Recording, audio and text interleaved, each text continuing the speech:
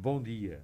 Sejam bem-vindos ao programa de Mãos Dadas, um programa dinamizado pela Associação de Pais e Encarregados de Educação do Agrupamento de Escolas Diogo Cão. Vamos hoje iniciar uma nova série de programas sobre o tema Profissões e Tradições. Neste primeiro programa vamos falar e conhecer a Olaria de Bisalhães e a Latoaria. Temos connosco Miguel Fontes e o Vítor Santos, a quem desde já agradecemos por terem aceito o nosso convite. Vamos conhecê-los um pouco melhor.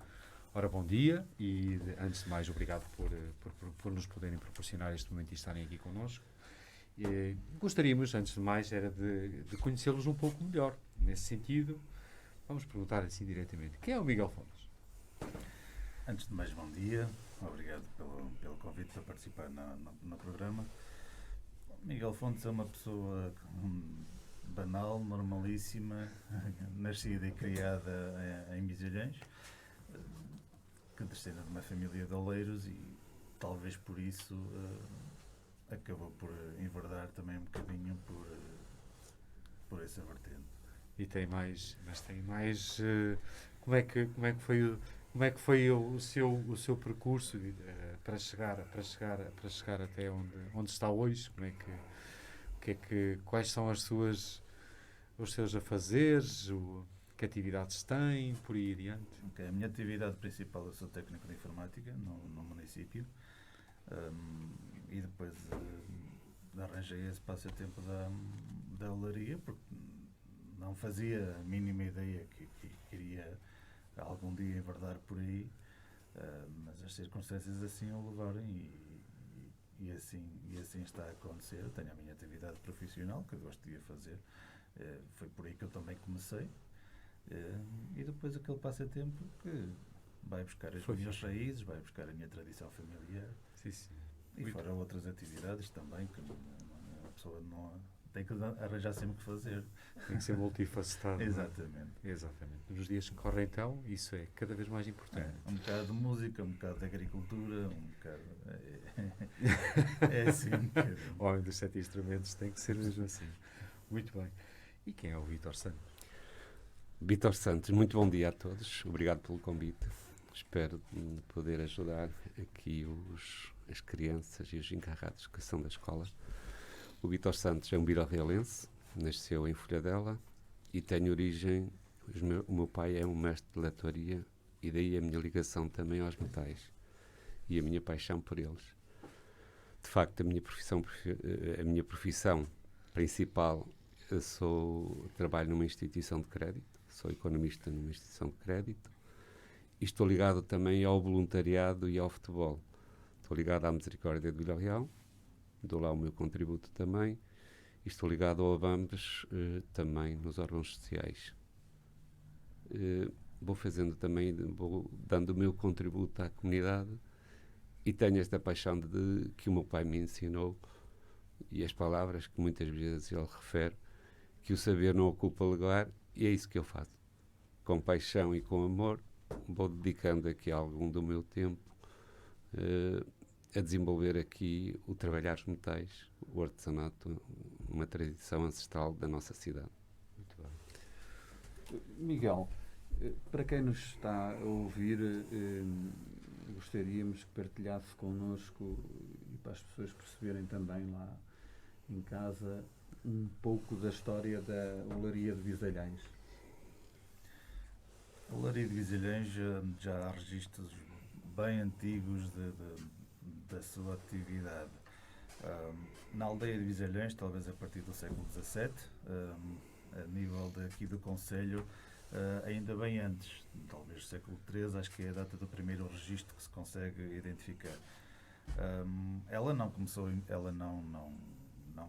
por alguém de Bisalhães se lembrou de a criar. Segundo rezam esses registros, ela terá começado até na aldeia de Lordelo e depois foi-se chegando até a aldeia de Bisalhães. Terá começado em Lordelo, passaria para Vila Marim, de Vila Marim até Mondrões, até à freguesia, E depois de Mondrões desceu mais um bocadinho então para a aldeia de Bisalhães e por lá ficou já então a partir do século XVII, por aí, XVI, XVII, e desde aí ficou por lá, e é aquilo que a gente conhece hoje. Grande parte da aldeia nestes anos para trás, que eu sempre ouvi os meus avós a falar, e no tempo dos meus avós ainda, quase toda a aldeia, homem, era oleiro. Entretanto, nestes tempos mais recentes, a partir dos anos talvez 60, 70, começou a haver o tal decréscimo, porque também os filhos dos oleiros eram, de certa maneira, impulsionados a ter uma outra atividade que não a olaria, devido, se calhar, possivelmente ao seu trabalho, um bocadinho físico, um bocadinho exigente, e sujo também, acaba por ser um bocadinho sujo com barro, com o pó do barro e assim. E talvez eles já prevessem um bocadinho o decréscimo que ela viria a ter, talvez a falta de importância, se calhar lá começaram a ver as coisas a ir para um caminho se calhar não tão certo, e preferiam que os filhos tivessem outras atividades, e eu levo se calhar um bocadinho para essa causa, a diminuição depois brusca que houve a nível de artesãos. Pronto, agora isto está um bocadinho mais na moda, digamos assim, mais apelativo um bocadinho, mas os oleiros sempre quiseram para os seus filhos outras atividades, e chegamos agora ao triste cenário de termos apenas, se calhar no momento, 3 oleiros a trabalhar. E neste sentido, resumindo um bocadinho essa história, a olaria acaba por se centrar e por o seu mundo aqui acabar por ser em Bisalhães, e muito recentemente acaba até por ser reconhecida como património imaterial da Unesco. O que é que a distingue com esta distinção de toda a outra olaria? O património foi atribuído com o pretexto de salvaguarda urgente, ou seja, era uma atividade que toda a gente sabe está perto do fim, eu quase que digo com grande sorte. É preciso trabalho também, para às vezes não é só sorte, também é preciso trabalhar para que as coisas mudem, mas não, por experiências últimas, os cursos que foram feitos há 30 anos, há 25 anos, não surtiram grande efeito.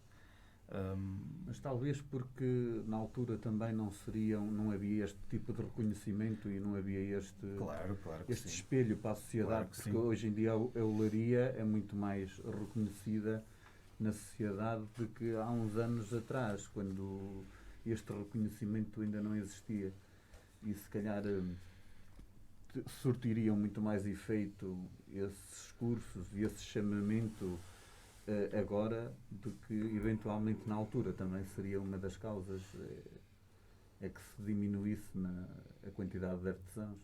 Eu, acima de tudo, acho que isto parte um bocadinho da família. Sempre assim foi. Sempre foi uma atividade muito familiar. O pai transmitia ao filho, o filho transmitiria também ao seu filho, depois envolvia a família, porque é uma parte importante, para ajudar em todo o processo. Chamar pessoas fora da aldeia, fora do meio da olaria, é um desafio. É um desafio, e sim, e como eu disse há pouco, isto agora está um bocadinho na moda, porque a importância que a olaria tem em Bisalhães tem agora, já a tinha. As pessoas que se calhar não conheciam, mais no nosso país até. Se calhar a parte de turismo sempre esteve informada em relação a isso. Sempre que vinham a Vila Real sabiam que naquela aldeia se produzia, e até enquanto não felizmente as coisas vão mudando e para melhor, tem sempre às vezes o seu revés. Enquanto não houve aqueles postos de venda aqui na entrada da cidade, principalmente no verão, na altura mais alta do turismo, na aldeia apareciam muitos turistas à procura, porque viam os panfletos do turismo, porque viam a indicação, e como os postos de venda eram espalhados pela Nacional 15, era mais fácil os turistas até irem à própria aldeia procurar, depois dos postos de venda ali na entrada da cidade. Claro, estão mais disponíveis, estão mais acessíveis, estão mais perto, e os turistas já não havia aquela necessidade de ir até a aldeia.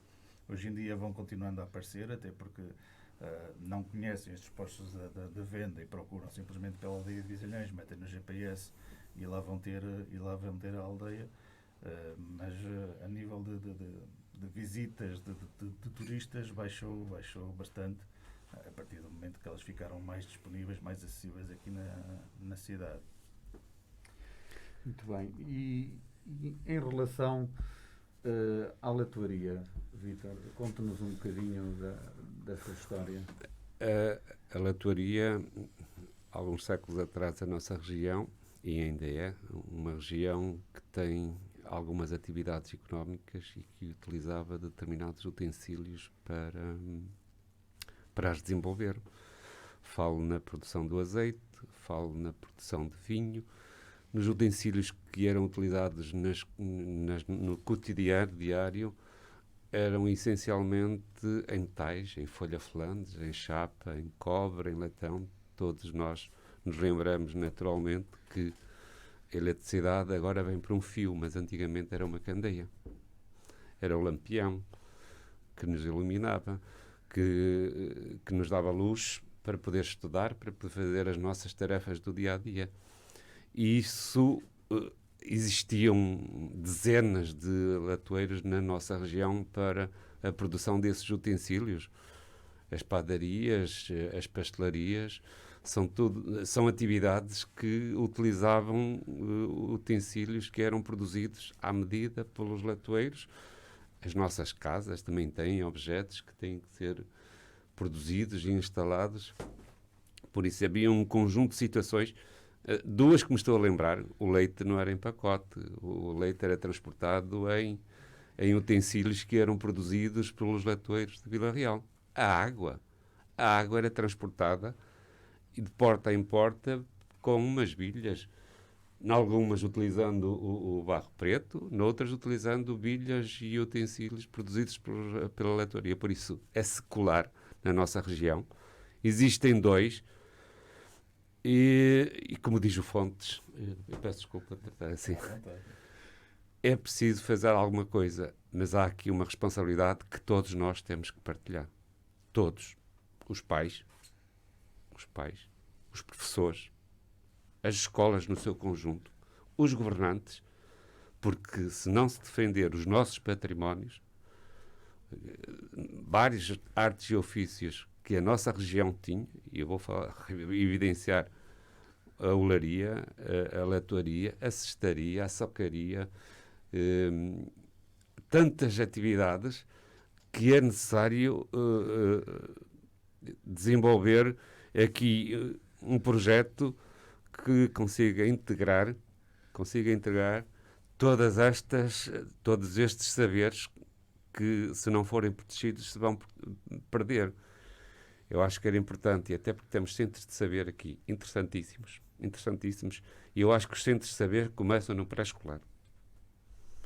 Estamos sempre muito preocupados que os nossos filhos têm que ir para a música, para a natação, que têm que ir para outras atividades extracurriculares, e porque não ateliês de muitas artes e ofícios que são importantes.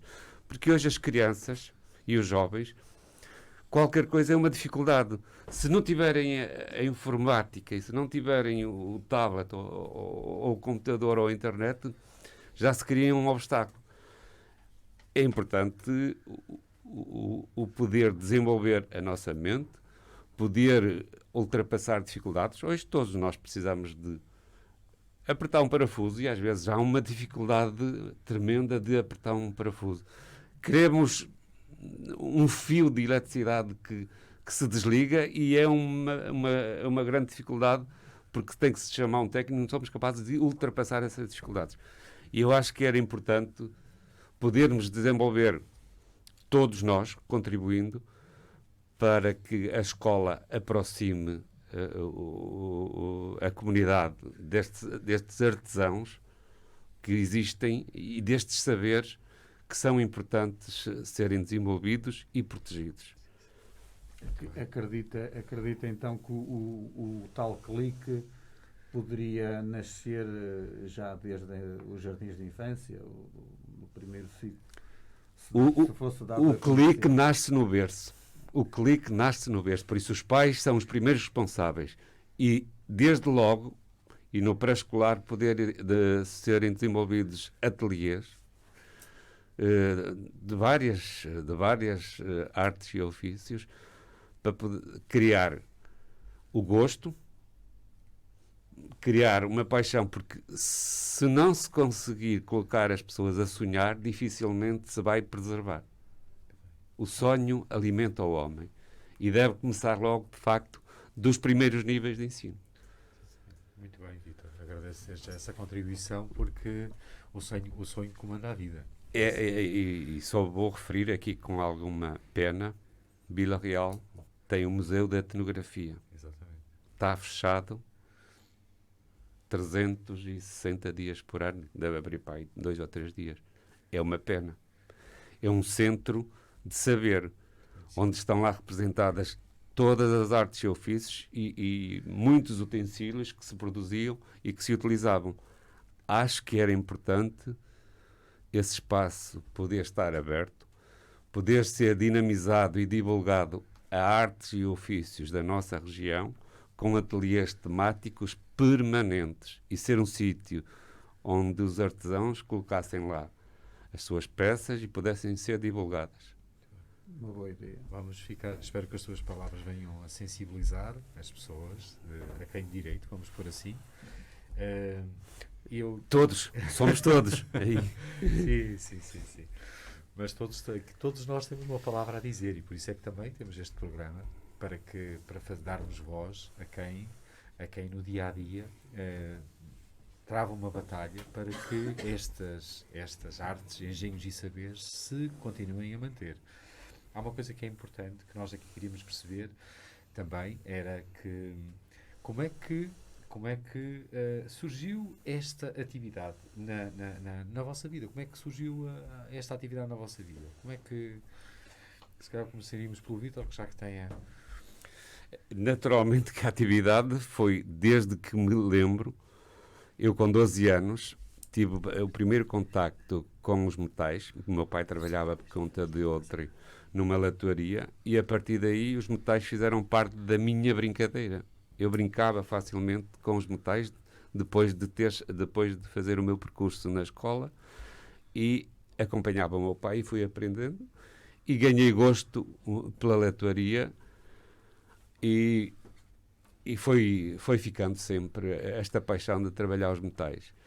Depois desenvolvi um projeto, que é o Entre Arte e Engenho, que tem 4 vertentes essenciais. Inovar, porque com as dificuldades que apareceram, os utensílios deixaram de ter aquela utilidade prática e tiveram que ser transferidos para um cunho mais decorativos. Daí ter que se inovar e criar novas peças para poder desenvolver e continuar a criar.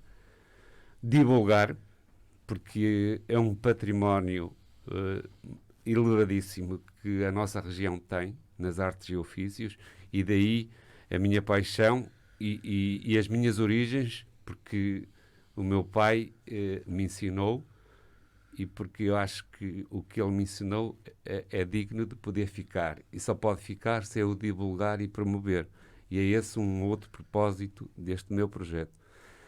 E se eu tiver capacidade para poder fazer estas 3 situações, promover, divulgar e criar, acho que o meu pai vai ficar muito satisfeito com o meu contributo para a profissão que ele tem, que ele desenvolveu e que é dos melhores mestres na latoaria que eu conheço. Eu desde já agradeço palavras dessas. Se o seu pai estiver a ouvir isto, caramba, vai ficar bastante orgulhoso. Agora aqui nós para o Miguel. Miguel, como é que surgiu esta atividade na sua vida? Como eu falei no início, os meus dois avós eram oleiros, por isso surgiu desde o dia que eu nasci. Sempre, sempre, sempre vivi junto dos meus avós, mais com os avós paternos, porque até vivíamos na mesma casa. Os meus avós maternos viviam, se calhar, 50 metros mais abaixo um pouco, ou seja, mas se não estavam num lado, seguramente estaria no outro. Claro. E tirando as minhas brincadeiras de criança normais, sempre que não tinha nada para fazer, estava sentado à frente dos meus avós a vê-los trabalhar. E foi assim que eu aprendi. Os meus avós nunca disseram. Temos casos dos oleiros que disseram que aprenderam com o pai ensinou, ou aprenderam com os irmãos.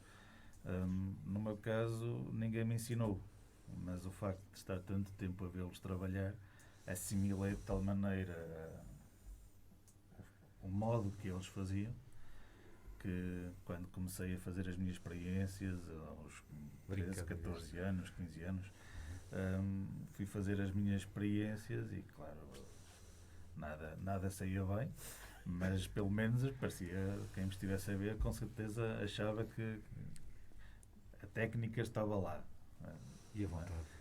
E a vontade acima de tudo. Sem vontade nada sai, mesmo hoje, se não houver grande vontade de ir até à roda fazer coisas, não vale a pena ir forçar. Até porque não irá sair grande coisa. Uma pessoa, quando deve começar a fazer as coisas, deve fazer com vontade e não ser forçado. E assim foi. Fui fazer as minhas experiências nessa minha juventude. Aproveitava as horas vazias que o meu avô deixava na roda, que normalmente até era à noite.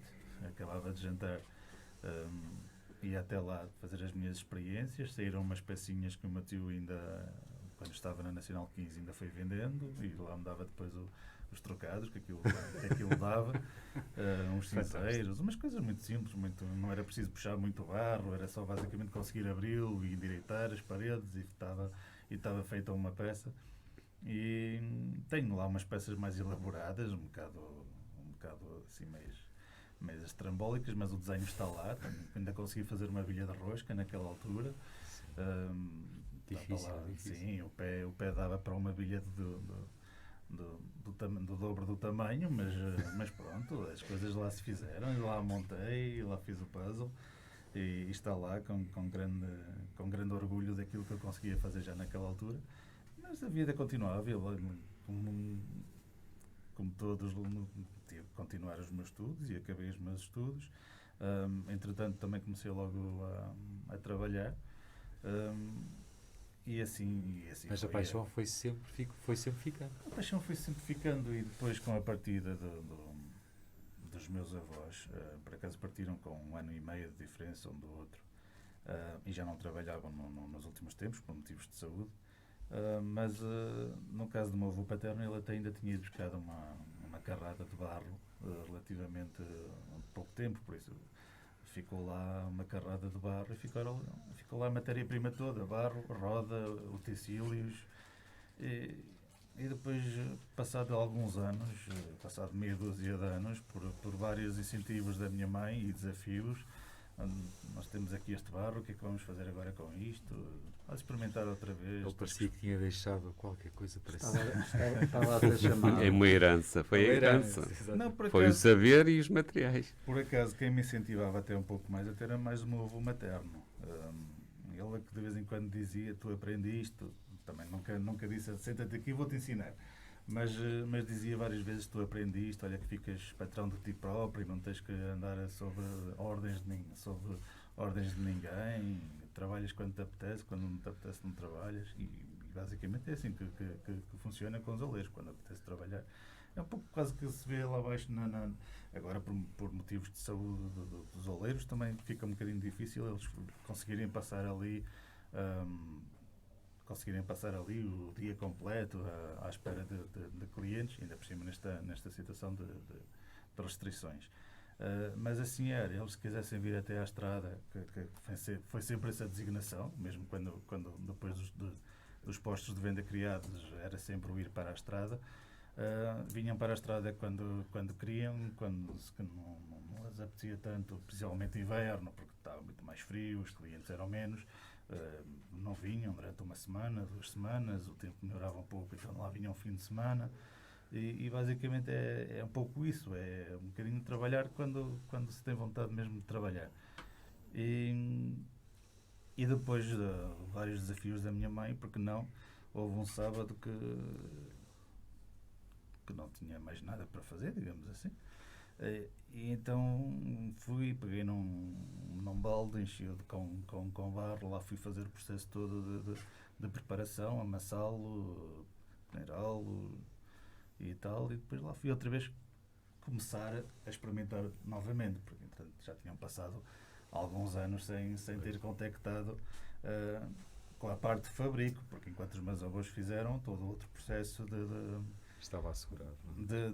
de ir ao monte buscar lenha às costas, na altura ainda era às costas, e às vezes com algum sacrifício, porque eu faço alguma reação à rama do pinheiro, a rama fico assim com algumas borbulhas, e uma altura até tive que ir mesmo até às urgências, porque fiquei de tal modo... Sem sacrifício, não sei. Mas pronto, a rama verde é uma das partes fundamentais na parte da cozedura, por isso tinha que ser. E sempre ajudei nessa parte da parte da lenha para as cozeduras. E depois, no próprio dia da cozedura também. Por acaso, tinha a facilidade de não ser logo convocado para as horas a que eles começavam, porque normalmente era sempre logo quase no escuro, ainda nem se via, quando eles começavam a fazer as preparações. Mas quando chegava aí às 8 e pouco, já éramos chamados, porque depois dávamos sempre aquela ajuda de chegar às peças aos meus avós, que eram os que faziam a montagem do puzzle dentro do forno, e sempre ajudámos nessa fase até ao final do processo. E depois, ao outro dia, embora eles também começassem mais cedo a retirar as peças, mas depois a parte de desacartar até a casa, depois também, claro, fazíamos também essa desde que começamos a ter força para conseguir poder com os carregos, assim eram chamados. Claro que depois éramos sempre convocados. E lá está, e depois aqui há uns 13 anos, talvez 12, 13 anos, foi quando aconteceu essa nova aventura. A situação já era bem diferente, os oleiros já eram bem menos, e então talvez passado aí um ano, quando se começou a constar que eu estava a começar a fazer alguma coisa, então depois a partir daí perdi o anonimato, digamos assim, e já não foi possível voltar atrás. Muito bem. Ainda bem que assim foi. E pelo menos é assim que eu sempre digo, enquanto tiver capacidade de saúde e mesmo física, é para levar até quando der. E há pessoas como o Miguel e como o Vítor que realmente precisamos para preservar estas heranças, assim como aquele monte de barro que o seu avô lhe deixou, que certamente foi uma enorme herança. E agora tentando criar aqui uma imagem radiofónica, diga-me assim de suas palavras, como é que surge uma peça de olaria e quais é que são os processos que engloba, como estava a tentar explicar há pouco, da cozedura, mas faça essa tentativa de passar a imagem de como se consegue chegar até lá. Ok, começando mesmo do princípio, do monte de barro, conforme eu estava a dizer que ficou lá. O barro é exatamente isso, basicamente. Tem a particularidade de ser argila, mas quem não conhecer muitas diferenças pode achar que é simplesmente um monte de terra que ali está. Ele vem completamente em bruto e às vezes depois da extração até vem com umidade, não é? Está debaixo do sol, vem com umidade.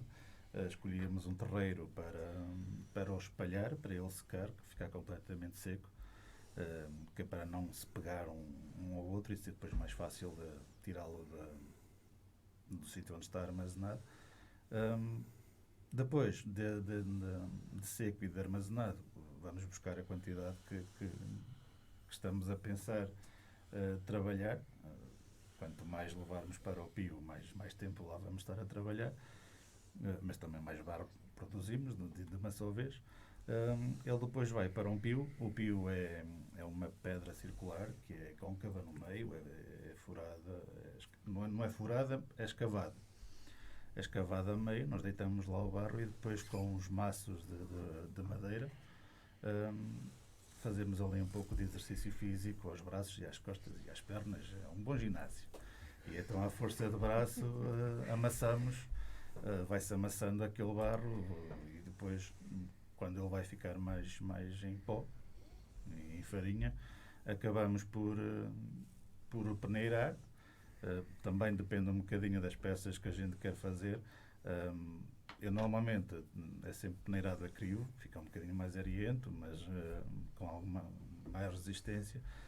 Mas antigamente, nos meus avós, escolhiam se queriam peneirado a crivo, se queriam peneirado a peneira. A peneira acaba mesmo por ficar só o pó.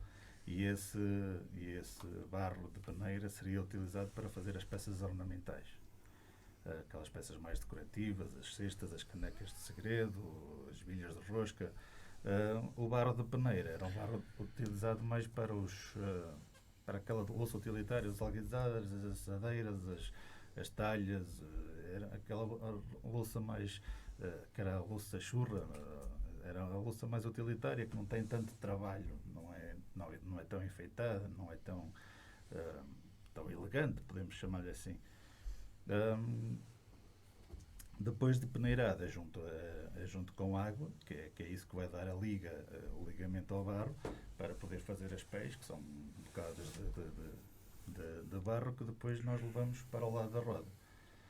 Depois na roda, isso já costumo dizer que é conforme... a maestria de cada um, não é? Exato, é conforme a vontade do oleiro das peças que vão sair.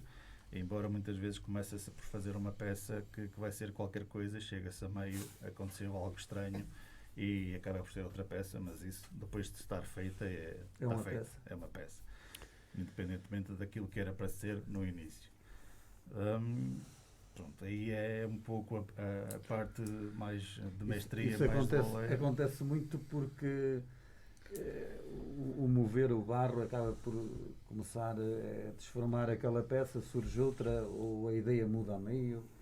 Não, às vezes é porque fizemos um bocadinho mais de força com as mãos e ele acabou por torcer um bocadinho e já começa a ficar um bocadinho mais torto, depois é preciso cortar mais em cima para acertar e depois já não vai ter o mesmo tamanho, se calhar já não vai ter a mesma piada a peça que ia sair, então nessa fase opta-se por mudar o desenho final. Depois de feita na roda, ela fica a secar, depois depende se vai ter apêndices ou não, se as canecas vão ter que levar a asa, se for a bilha de rosca, se depois vai ser preciso montar o puzzle, porque a bilha de rosca é constituída por 6 peças para fazer uma. Depois de algum tempo seca que se possa pegar na peça e manejá-la sem ela se deformar, vem a parte de fazer os desenhos, que é feito com uma pedrinha que nós aqui apanhamos no rio. São facilmente identificadas agora quando a gente vai à praia, que fica na zona de arrebentação, aquelas pedras muito lisas, muito desgastadas pela água. Nós aqui temos os rios que fazem esse serviço e então eram apanhadas no rio e com essas pedrinhas faz-se a parte de enfeitar a peça, os desenhos, vários motivos que são feitos e ela depois volta outra vez para secar completamente. Depois de secar completamente é armazenada e fica à espera de outras tantas peças que são precisas para fazer a cozedura.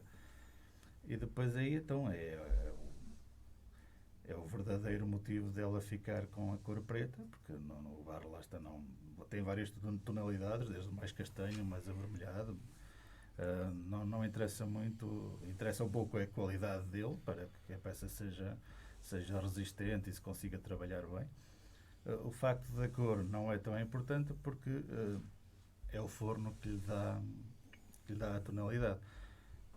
Tudo começa, como já referi, bem cedinho, e aqueles trabalhos preparativos de arranjar a lenha para a cozedura, lenha seca para ficar por baixo das peças. a lenha verde, a rama de pinheiro, para depois, na parte do acabamento, dar-lhe a mesma intensidade de calor às peças superiores, que não levam com tanto calor como as de baixo. Tudo começa bem cedo, os fornos são podemos dizer que são buracos no chão, tem uma parede frontal com uma pequena porta onde é inserida a lenha. Nos fornos atuais, foi uma das poucas alterações que houve a nível de funcionamento da parte da cozedura, enquanto os fornos primeiro tinham um apoio central, que depois tinham peças maiores que faziam a sustentação das peças que iam a cozer. Esse apoio foi trocado por uma grelha em ferro, em que agora se torna muito mais fácil, que é só chegar lá e começar a empilhar as peças. E então aí o forno fica com duas câmaras, a câmara de baixo, onde é feita a combustão da lenha seca, e por cima então dessa grelha é feita a montagem do puzzle de todas as peças que a gente tem para cozer. Vai-se aquecendo lentamente, vai-se aumentando gradualmente o calor que as peças vão tendo, porque não se pode começar logo com muita intensidade, senão o barro irá estourar por causa das diferenças de temperatura. Começa-se aos pouquinhos, e então depois chega uma altura que depois, quanto mais lenha levar por baixo, seca sempre, giesta, musgo, carqueja, seja tudo que seja seco pode ir por baixo, desde que também não tenha muito pau, porque o pau depois vai acabar por estorvar um bocadinho depois naquilo que fica, nos resíduos que ficam no forno. Como normalmente aquelas peças de baixo vão levar com o calor todo da lenha que está a arder em baixo, chega à altura de as peças de cima também terem o mesmo tratamento. Então por isso se usa a rama verde do pinheiro, porque como arde muito mais lentamente, vai aguentar também mais ali o calor com as peças de cima. A fornada está mais ou menos equilibrada, então fica a última fase, digamos assim, que é a fase da cobertura. As peças são completamente abafadas com terra, e aí tem que ficar no mínimo umas 2 horas e meia completamente abafadas, sem haver qualquer respiro do interior para o exterior, porque é esse processo que elas, depois da temperatura que elas atingem, vão buscar vão absorver todo aquele fumo que fica dentro do forno, e esse fumo entranha-se de tal maneira nas peças que fica aquele preto que nunca mais sai. Esse acaba por ser o cunho, a garantia de marca de Bisalhães, é que distingue um pouco da outra olaria? Não, aquilo que acaba por distinguir a nossa olaria basicamente é a técnica, o próprio feitio das peças, embora há peças muito diferentes, e de oleiro para oleiro também notava-se perfeitamente de quem eram as peças, porque o design, lá está, é um pouco do oleiro. Depois o facto de ela ser desenhada, isso também é a diferença dos vários tipos de olaria negra, porque há vários centros de olaria negra. Podemos começar por Chaves, em Vilar de Nantes, aqui em Vila Real ficou em Bisalhães, temos Gondar, na Amarante, também temos Julgasca, na zona de Tondela, que é Molelos. Ou seja, são tudo centros de olaria negra. O processo de cozedura, embora não seja em fornos como os nossos, o processo é idêntico. Eles acabam por fazer uma suenga, fazem uma fogueira central, em que depois vão juntando as peças também, umas junto às outras, e depois também, quando chega àquela altura de as abafar, também são abafadas. Ou seja, o processo é idêntico, é tudo por combustão reduzida. Tem que ficar completamente abafadas durante certo período. O modo de a fazer é que difere mais um bocadinho. A nossa é uma roda baixa, está a meio metro do chão. Julgo que de Condar também é a mesma coisa. Nos outros centros já não tenho bem a certeza como é que é feita a produção. Muito bem. E agora, em relação às peças de latoaria, como é que este processo nasce? Como é que o processo nasce? A latoria, Até chegar àquela peça que a gente conhece. a latoria tradicional normalmente usa os moldes e é através dos moldes que são feitas as peças, moldadas com as mãos e utilizando alguns pequenos equipamentos, a bigorne, a fieira, que é onde se consegue fazer alguns encaixes para depois poder dar forma às peças, o ferro de soldar, que solda as peças a estanho, mas essencialmente a latoria tradicional usa os moldes para a criação de variadíssimas peças que são utilizadas. O regador, em função da utilidade que é dado, porque o regador tanto podia ser utilizado para o transporte de água, para regar o jardim, como poderia ser utilizado para os lagares de azeite também, os lagares do vinho, peças que eram vocacionadas para determinadas atividades. Atualmente a latoaria e na vertente e no cunho que tento criar, as peças não são desenvolvidas não através de moldes, mas sim inovação, criando outras peças, com o apoio de arquitetos e design. São estudadas peças que são elaboradas e têm um cunho muito pessoal de quem as desenvolve e quem as cria. Eu queria só associar aqui o desenvolvimento e aqui o que Fontes referiu, que cada oleiro tem um cunho próprio e consegue identificar as peças. Também na latoaria a gente consegue identificar e saber quem é que a produziu. Eu e outros artesãos acrescentaram uma outra vertente, que foi a certificação das peças. Através de um centro de certificação do artesanato, que existe, centrado em Coimbra, é possível as peças serem identificadas com o artesão que as produziu e com um número que só pode ser utilizado. Esse é uma outra vertente para poder proteger e valorizar o artesanato. É através do Instituto de Emprego e Formação Profissional que esse centro de registro de artesãos e de artesanato é feito, e acho que é uma componente importantíssima para poder preservar o nosso património. As peças, de facto, estar numa rádio para as poder